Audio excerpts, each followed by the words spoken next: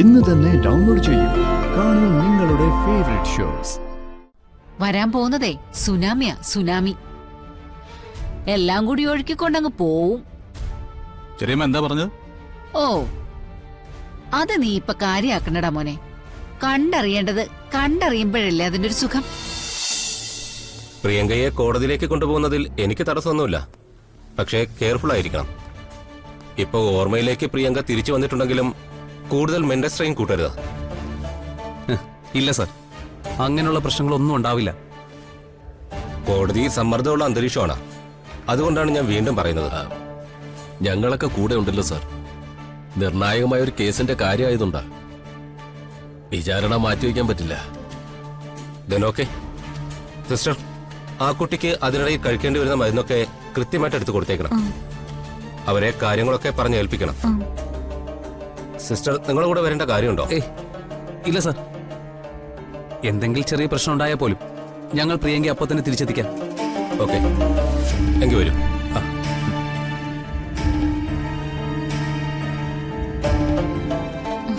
പ്രിയങ്ക, ഇവർക്ക് ഇപ്പൊ തന്നെ കുട്ടിയെ കോടതിയിലേക്ക് കൊണ്ടുപോകണമെന്നാ പറയുന്നത്.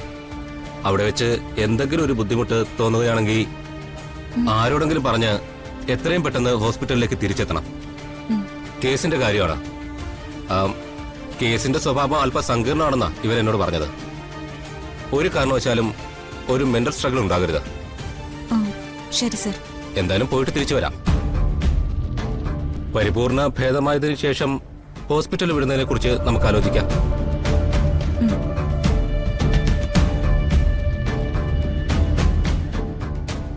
ഇടയ്ക്കിടയ്ക്ക് കഴിക്കാനുള്ള മരുന്നുകളുണ്ട്. ഓ, സിസ്റ്റർ അത് നിങ്ങളെ ഏൽപ്പിക്കും. കൃത്യമായി കൊടുത്തേക്കണം. അതൊക്കെ ഞാൻ നോക്കിക്കൊള്ളാം ഡോക്ടറെ. മരിച്ചുപോയിന്ന് ഞാൻ വിചാരിച്ചെന്റെ മോളെ ഈ ലോകത്തിന് കാണിച്ചു കൊടുക്കുന്നതിലും വലിയൊരു കാര്യം ഇനി വരാനുണ്ടോ? അവള് പിടിച്ചു നിന്നോളൂ. അവളെ എന്റെ മോളാ. ഓക്കെ, ആയിക്കോട്ടെ.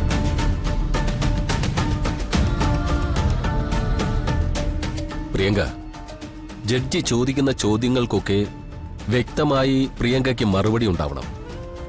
തനിക്ക് മനസ്സിൽ തോന്നുന്ന സംശയങ്ങളെല്ലാം പ്രിയങ്കയ്ക്ക് കോടതിയിൽ ഉന്നയിക്കാം. പ്രിയങ്ക സംശയിക്കുന്ന പേരുകൾ ചൂണ്ടിക്കാണിക്കുകയും ചെയ്യാം. അതിനൊന്നും ഒരു കുഴപ്പമില്ല. പ്രിയങ്ക, ആരെയൊക്കെയാണ് കൊടുക്കേണ്ടതെന്ന് നിന്റെ മനസ്സിലുള്ളതെന്ന് എനിക്ക് വ്യക്തമായിട്ടറിയാം. ഒരാളെയും വിട്ടുകളയരുത്, ഒരാളോടും ക്ഷമിക്കരുത്. ഇല്ല ഗൗതം, ഒരാളെയും ഞാൻ വെറുതെ വിടില്ല. ഒരു കാലത്തും വെറുതെ വിടില്ല.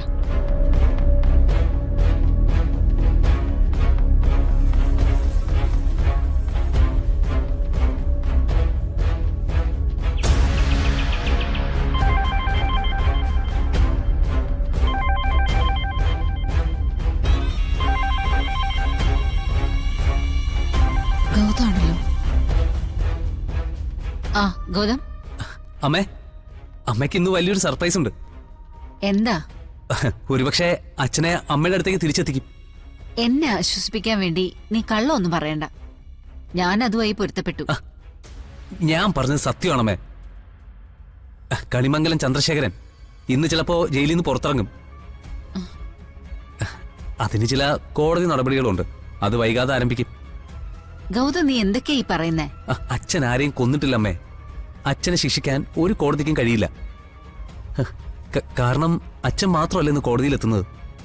മരിച്ചുവെന്ന് നമ്മളൊക്കെ വിശ്വസിച്ച പ്രിയങ്ക കൂടിയാ. പ്രിയങ്കയോ? അവളെ ദഹിപ്പിച്ച് ചാരമാക്കിയതല്ലേ? ഇതുവരെ നമ്മുടെ എല്ലാവരുടെയും വിശ്വാസം അതായിരുന്നു. എനിക്ക് കുറച്ചു ദിവസങ്ങൾക്ക് മുമ്പ് ആ വിശ്വാസം മാറി.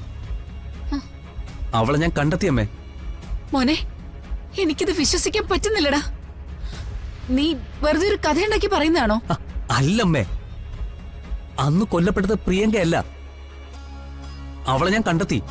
എങ്ങനെയാണെന്ന് അറിയണോ അമ്മയ്ക്ക്?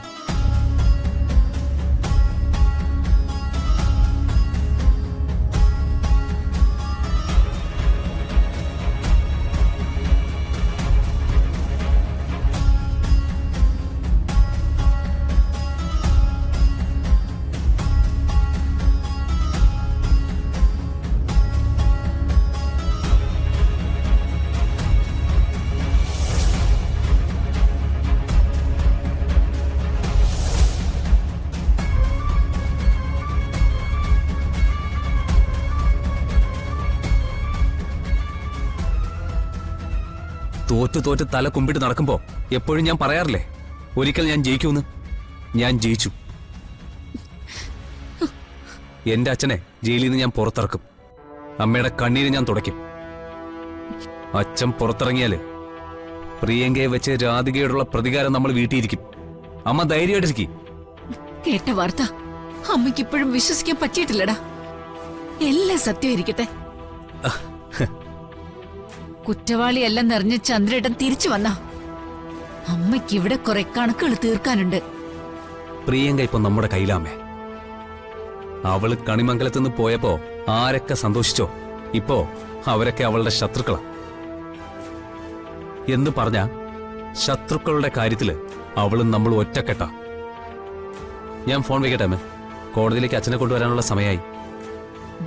മോനെ മോനെ ഗൗതം,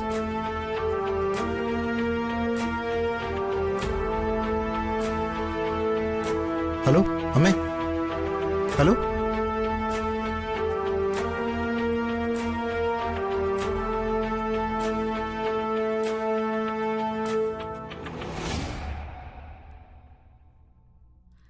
കണിമംഗലത്ത് അധികം വൈകാതെ ആരും പ്രതീക്ഷിക്കാത്ത ചില കാര്യങ്ങൾ നടക്കും. എല്ലാവരും ഒന്ന് കാലുറപ്പിച്ച് നിന്നോണം. വരാൻ പോകുന്നതേ സുനാമിയാ, സുനാമി. എല്ലാം കൂടി ഒഴുക്കിക്കൊണ്ടങ്ങ് പോവും. ചെറിയമ്മ എന്താ പറഞ്ഞത്? ഓ, അത് നീ ഇപ്പൊ കാര്യാക്കണടാ മോനെ. കണ്ടറിയേണ്ടത് കണ്ടറിയുമ്പോഴല്ലേ അതിന്റെ ഒരു സുഖം.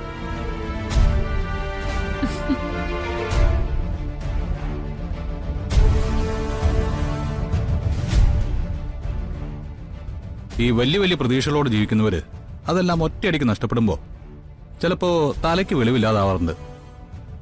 നീ ചെറിയമ്മയ്ക്ക് അങ്ങനെ എന്തെങ്കിലും സംഭവിച്ചാണെന്നറിയില്ല. ഏയ്, ഭ്രാന്തൊന്നും വരില്ല. അതൊക്കെ മനസ്സിന് ബലമില്ലാത്തവർക്ക് പറഞ്ഞിട്ടുള്ളതാ. എന്നാലും എന്തോ ഒരു കുഴപ്പമുണ്ടോ? ആ, സാരമില്ല. ചെറിയമ്മയല്ലേ, രഹസ്യമൊന്നും മനസ്സിൽ സൂക്ഷിക്കാൻ പറ്റില്ല. അഹങ്കാരത്തിന്റെ രൂപത്തിൽ അതുകൂടി അങ്ങ് താനെ പുറത്തു വന്നോളൂ. അപ്പം നമുക്കത് കണ്ടുപിടിക്കാം. എന്താ?